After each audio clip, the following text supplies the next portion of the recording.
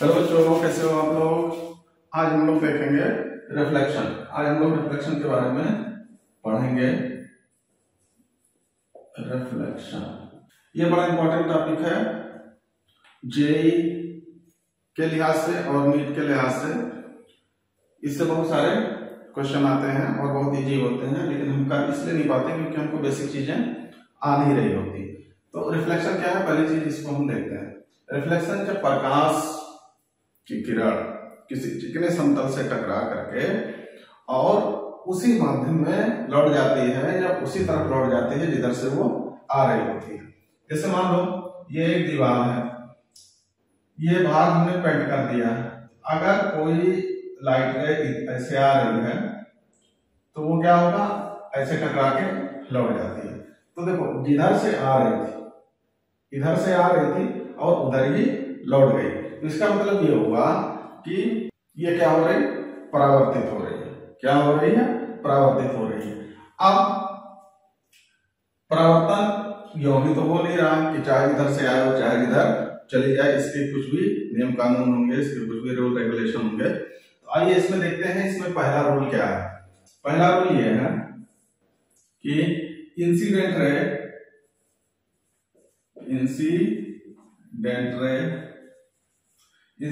कौन सी, जो रे आ रही है, जो रे उस सरफेस की तरफ आ रही है वो कहलाती है इंसिडेंट रे। और जो टकराने के बाद लौट जा रही है उसको क्या बोलते हैं, रिफ्लेक्टेड रे। ठीक, तो दो हो गए, इंसिडेंट रे और रिफ्लेक्टेड रे। अब देखो, इस पे हम नॉर्मल खींचते हैं। नॉर्मल मतलब लंब खींच रहे, इस पे आगे लंब खींचते हैं। तो तीसरा क्या हो गया, नॉर्मल। तीसरा क्या हो गया, normal. Are lie in a same plane. Are lie in a same plane. इसका क्या मतलब हुआ कि ये तीनों मतलब इंसिडेंट रे, रिफ्लेक्टेड रे और नॉर्मल, ये तीनों किधर होंगे, एक ही तरफ होंगे, चाहे इधर होंगे या इधर होंगे। तो किधर होंगे, जिधर से प्रकाश की किरण, जिधर से लाइट रे आएगी, ये तीनों उधर ही होंगे। अब इसको समझने में हमको थोड़ी कंफ्यूजन होती है, थोड़ा हम मिस्टेक करते हैं। वो क्या है कि ये प्लेन कौन सा है, तो ये किस प्लेन में होंगे। तो अगर देखो, अगर मिरर इस पे रखा है, ये रखा है, ये मिरर रखा है कोई, या रिफ्लेक्टिंग सरफेस है, तो इसके परपेंडिकुलर ये बोर्ड वाला जो प्लेन होगा, इस प्लेन में इंसिडेंट रे, रिफ्लेक्टेड रे और नॉर्मल होगी। मतलब ये है कि जिस प्लेन में मिरर रखा होगा या जिस प्लेन में रिफ्लेक्टिंग सरफेस होगी, उसके परपेंडिकुलर वाला प्लेन वो कौन सा होगा, इंसिडेंट रे, रिफ्लेक्टेड रे और नॉर्मल रे का प्लेन होगा। ठीक है। दूसरा, सेकंड क्या है कि angle of incident. Angle of incident कौन सा हुआ कि जिस पॉइंट पे लाइट रे आ रही है उस पे नॉर्मल खींचेंगे आप, और नॉर्मल से जो एंगल वो बनाएगी वो कहलाएगा इंसिडेंट एंगल या एंगल ऑफ इंसिडेंट। और टकराने के बाद ये लौट गई तो नॉर्मल के साथ ये जितना एंगल बनाएगा वो कहलाएगा angle of reflection. Angle of reflection.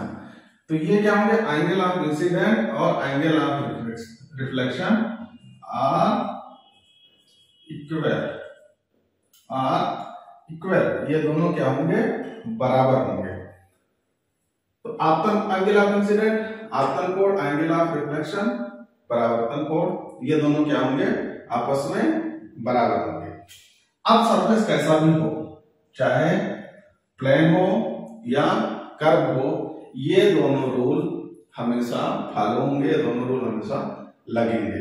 ऐसा नहीं है कि खाली प्लेन मिरर में ही लगेंगे, ये स्फेरिकल मिरर में नहीं लगेगा या किसी कोई भी तरह का सरफेस हो उसमें लगेगा।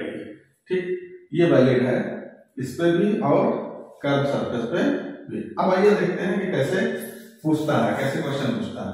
इसे मान लो ये कोई सरफेस दे देगा, ये कोई रिफ्लेक्टिंग सरफेस है, ये कोई लाइट रे है जो इंसिडेंट हो रही है, कहां पे, पॉइंट पी पे, पॉइंट पी पे मान लो पड़ रही है।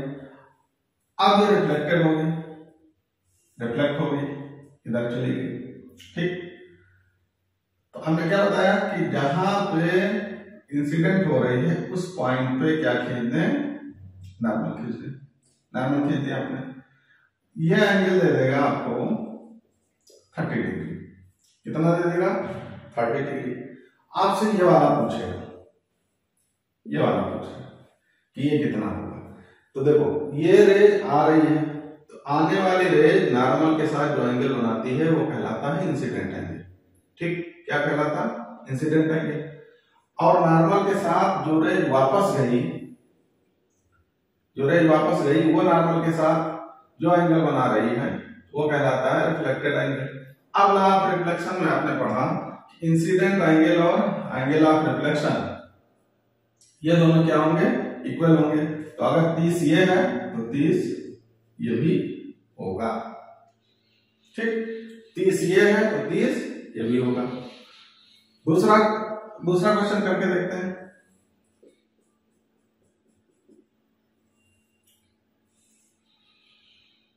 ये इंसिडेंट रे, ये रिफ्लेक्टेड रे, ये नॉर्मल, ये दे देगा आपको 40 डिग्री। ये पूछेगा तो देखो रिफ्लेक्टेड एंगल 40 डिग्री और रिफ्लेक्टेड एंगल इंसिडेंट एंगल के इक्वल होता है। 40 ये है तो 40 ये भी हो जाएगा। ठीक, समझ गए, कुछ क्लियर हो रहा है आपको। ठीक है, तो 40 ये तो 40 ये भी। तीसरी तरह देखो, मान लो ये इंसिडेंट रे है, इसको दे देगा वो 30 डिग्री, इसको दे देगा 30 डिग्री। अब पूछ रहा है कि इंसिडेंट एंगल को किससे लिखते हैं, आई से। आई पूछ रहा, आई कितना होगा। तो इसमें क्या करते हैं बच्चे, बड़ा जल्दबाज होते हैं, बड़े जल्दी कि हाँ ये 30 है तो रिफ्लेक्टेड एंगल भी हम क्या लिख देते हैं, 30 लिख देते हैं। लेकिन ये रॉन्ग है। क्यों रॉन्ग है, देखो एंगल ऑफ इंसिडेंट वो होता है कि जिस पॉइंट पे इंसिडेंट हो रही है उस पे आप नॉर्मल खींचेंगे, उस पे क्या खींचेंगे, नॉर्मल खींचेंगे। अब वो नॉर्मल जितना एंगल बना रहा है वो इंसिडेंट एंगल होगा, ना कि जो कहीं और बन रहा है। तो देखो ये पूरा कितना, ये नॉर्मल हो गया ना, तो ये पूरा कितना 90, कितना हो गया 90, ये इतना 30, तो ये कितना हो गया 60, कितना हो गया 60 हो गया। तो आई कितना हो गया 60, तो आर भी कितना होगा 60, आर भी कितना होगा 60। अगर क्षैतिज से हॉरिजॉन्टल से एंगल दे रखा है उसने कि कोई लाइट रे हॉरिजॉन्टल से 30 डिग्री पे फॉल हो रही है, गिर रही है किसी सरफेस पे, तो रिफ्लेक्टेड एंगल कितना होगा या इंसिडेंट एंगल कितना होगा। तो सबसे पहले हमको कॉन्सेप्ट समझना है, सबसे पहले हम कॉन्सेप्ट क्लियर करें कि आई क्या है और आर क्या है। तो आई क्या है, मतलब एंगल ऑफ इंसिडेंट क्या है, जो नॉर्मल के साथ लाइट रे बना रही है वो आई है, और रिफ्लेक्टेड रे जो नॉर्मल के साथ एंगल बना रहा है वो आर है, ना कि ये वाला एंगल आई है और ये वाला आर है। तो ये गलती ना करिएगा। ठीक, तो इस तरह पूछता है, पहला ये इंसिडेंट एंगल दे देगा नॉर्मल के साथ, रिफ्लेक्टेड एंगल पूछेगा, या रिफ्लेक्टेड एंगल देके इंसिडेंट एंगल पूछता है। दूसरा क्या है, हॉरिजॉन्टल से या क्षैतिज से दे देगा और इंसिडेंट एंगल पूछेगा, और या क्षैतिज से रिफ्लेक्टेड एंगल दे देगा और इंसिडेंट एंगल पूछेगा।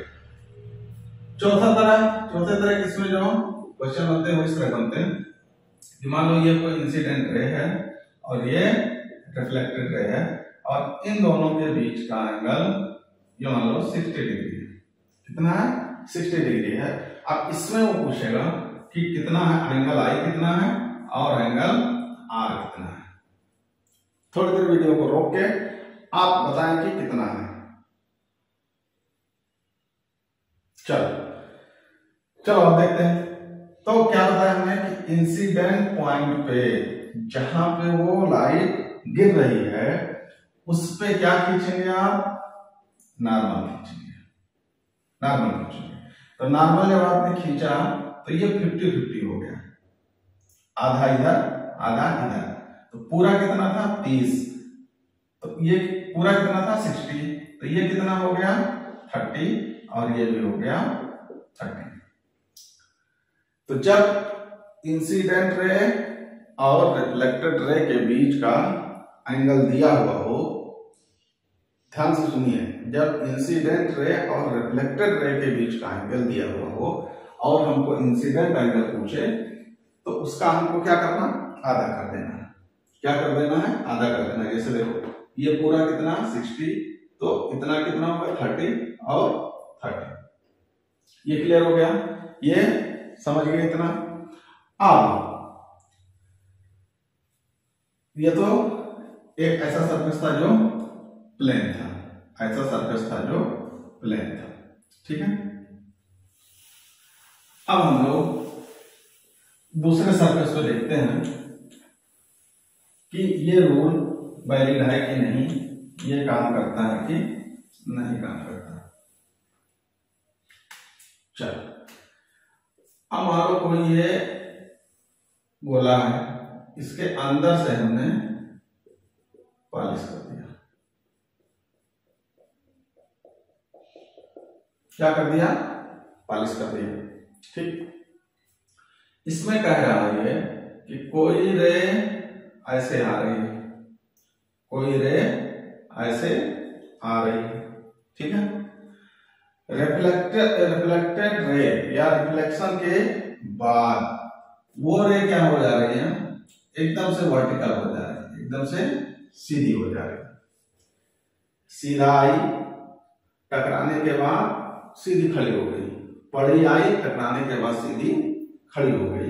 तो हमसे पूछ रहा है एंगल आई और एंगल आर, एंगल आई और एंगल आर। इसमें हमको बहुत ज्यादा परेशान होने क्या कुछ परेशान होने की जरूरत नहीं है। आइए देखते हैं इसको। देखो ये खड़ी और ये पड़ी, तो दोनों के बीच का एंगल कितना हो गया? 90। कितना हो गया? 90 हो गया। अब आपको क्या बताया कि अगर इंसिडेंट रे और रिफ्लेक्टेड रे के बीच में बीच का कोण दिया हुआ, तो अगर इंसिडेंट एंगल पूछ रहा हो तो इसका आधा कर देंगे। तो 90 का आधा 45। तो अगर ये 45 है तो दूसरा भी 45 होगा, दूसरा भी 45 होगा, ठीक। अब पढ़ते हैं समतल